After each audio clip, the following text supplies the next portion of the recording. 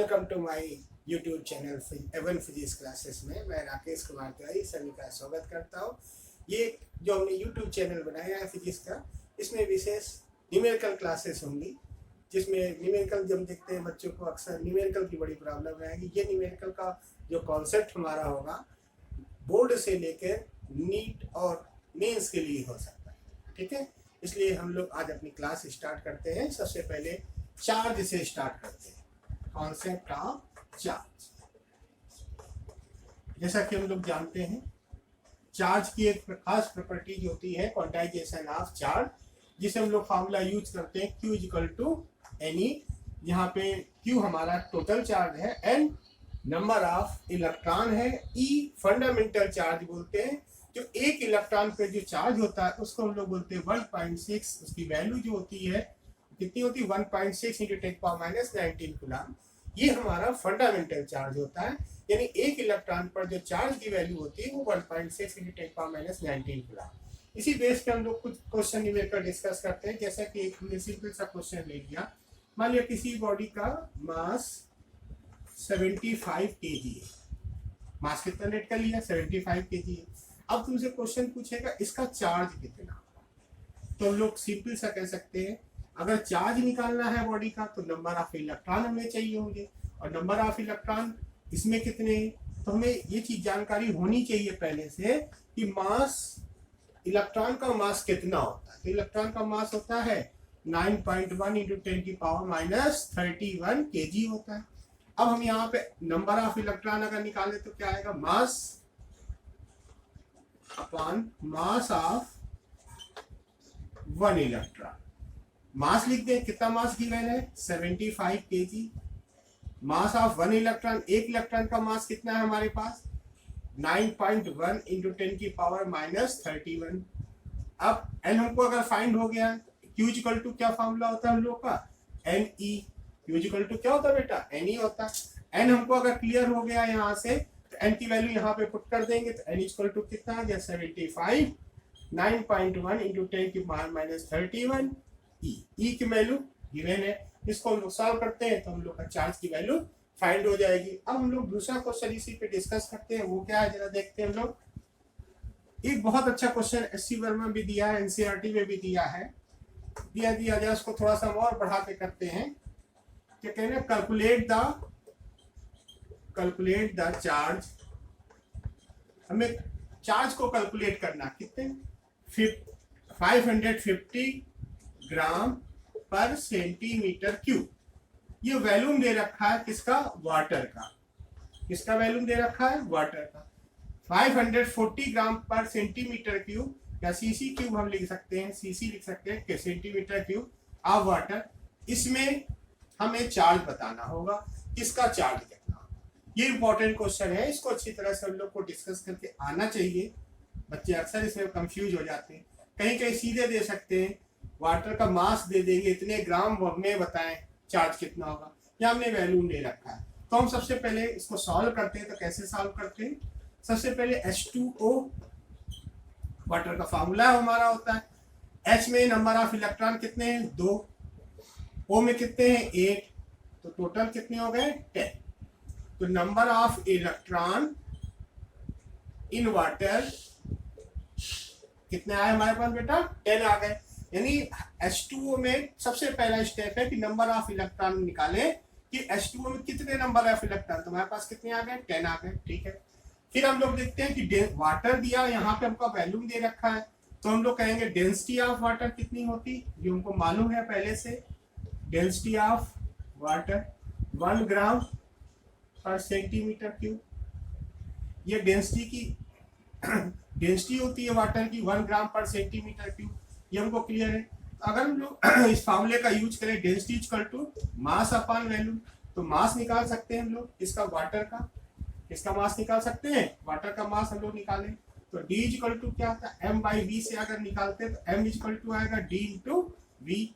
Density हमको पहले से मालूम 1, वैल्यूम हमको पहले से मालूम था 540। तो अब हमारे पास मास कितना आ गया 540 ग्राम। यहाँ तक क्लियर। कुछ क्वेश्चन बुक में ऐसे दिए, यहीं से स्टार्ट है, उनका केवल मास दे रखा है, आगे का नहीं दिया। तो हम लोग अगर आगे से पढ़े तो कभी कंफ्यूज नहीं होंगे कि 540 ग्राम या डेंसिटी वैल्यूम दे दिया है तो भी आ जाएगा हमारा। यहाँ से हमने मास को क्लियर कर लिया, 540 ग्राम्स आ गया। अब हमें मालूम है इतने ग्राम में नंबर ऑफ एटम कितने होंगे, तो हम लोग कह सकते हैं नंबर ऑफ एटम्स तो मास, ये फॉर्मूले से याद कर ले, molecular weight into Avogadro numbers. ठीक है, मास कितना है हमारे पास 540, वाटर का मॉलिक्यूलर वेट होता है 80 और अवोगाद्रो नंबर्स होता है 6.023 इंटू 10 की पावर 23। यहां से कैंसिल करेंगे तो आ जाएगा 30 इंटू 6.023 इंटू 10 की पावर 23। यहां तक क्लियर हो गया। इतने नंबर ऑफ एटम है हमारे पास। एक एटम से हमने नंबर ऑफ इलेक्ट्रॉन कितने बताए थे, 10 बताए थे, तो इतने में कितने होंगे, तो हम लोग कह सकते हैं number of electron, number of electron कितने होंगे, नंबर ऑफ इलेक्ट्रॉन 10 एक एटम में थे, तो इतने नंबर ऑफ एटम से कितने होंगे 30 इंटू 6.023 इंटू 10 की पावर 23। तो कितना आ जाएगा 3 इंटू 6.023 इंटू 10 की पावर 18। ये हमको नंबर ऑफ एटम 18 नहीं, दो ऐड कर देंगे 25 आ जाएगा। यहाँ से देखें इसका मल्टीप्लाई करते हैं तो हमारी ये डिजिट आ जाएगी, ये 25। तो हमको नंबर ऑफ इलेक्ट्रॉन मिल गया। तो क्वांटाइजेशन का फार्मूला हमारे पास Q इक्वल टू एनी, इस पे देखते हैं। एन की वैल्यू हमको मालूम चल गई, Q इक्वल टू क्या होती है एनी, एन की वैल्यू रख देंगे 18.069 इंटू 10 की पावर 25 की। ये हमारा चार्ज फाइंड हो गया। इसमें फिर 540 ग्राम सेंटीमीटर, ग्राम पर सेंटीमीटर क्यूब, जिसका हमारा सेंटीमीटर क्यूब जो हमारा वैल्यू दे रखा था वाटर का, उसका हमारा चार्ज कितना है, उसमें इतना हमारा चार्ज है, कितना 18.069 इंटू 10 पावर 5 की। अच्छी तरह से इस क्वेश्चन के छोटे छोटे क्वेश्चन को उनको जरूर लगाएं।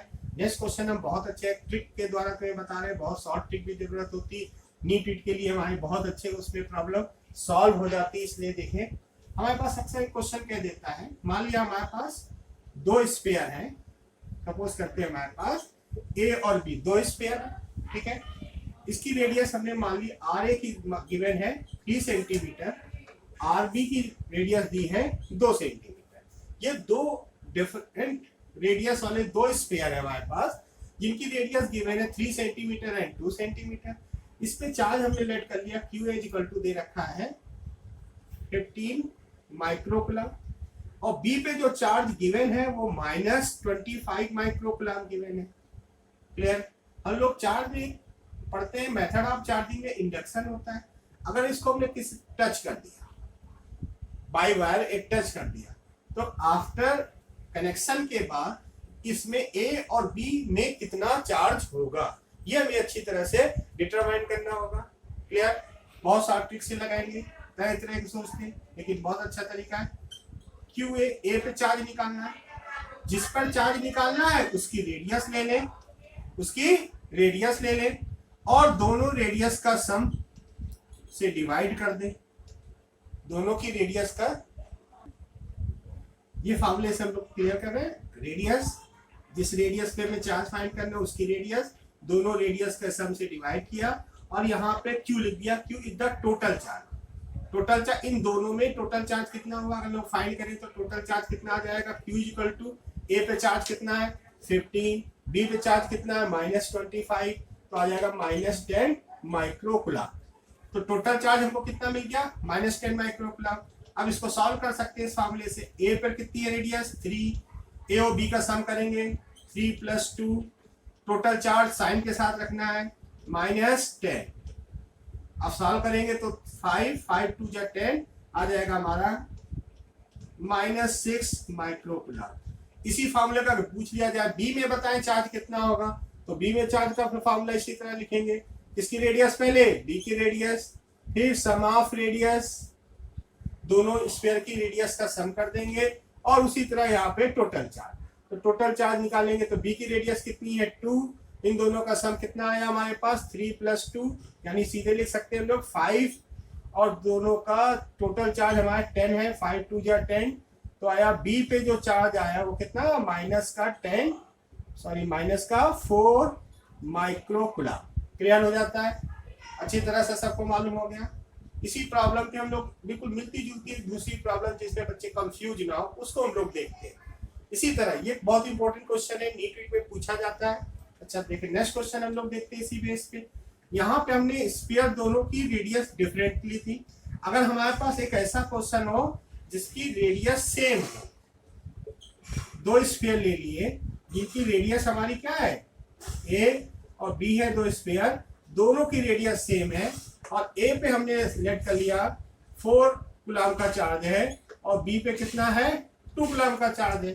अब फाइंड करना है तुम्हें, इनको कनेक्ट कर दिया, कनेक्शन के बाद चार्ज बताना है। अगर हमारे दो आइडेंटिकल चार्ज बॉडी है, ये दोनों आइडेंटिकल है, एक जैसी है, रेडियस सेम है, तो क्या होगा, तो हम लोग इनकी एवरेज वैल्यू निकालेंगे, एवरेज वैल्यू से इनका चार्ज हम लोग का फाइंड हो जाएगा। ए पे चार्ज जो होगा वही बी पे चार्ज होगा, ए पे जो चार्ज होगा वो हमारा बी पे चार्ज होगा, इन दोनों का एवरेज निकालेंगे चार्ज का, Q A plus Q B by 2। A पे चार्ज की value 4 plus 2 coulomb, 4 plus 2 by 2। अगर 3 होते तो 3 कर देते, यहाँ डिवाइड 3 से कर देते, तो कितना आ जाएगा हमारे पास 6 में 2 डिवाइड किया 3 कूलम चार्ज। ए पर भी कितना चार्ज आया 3 कूलम, और बी पर भी कितना हमारा चार्ज आया 3 कूलम।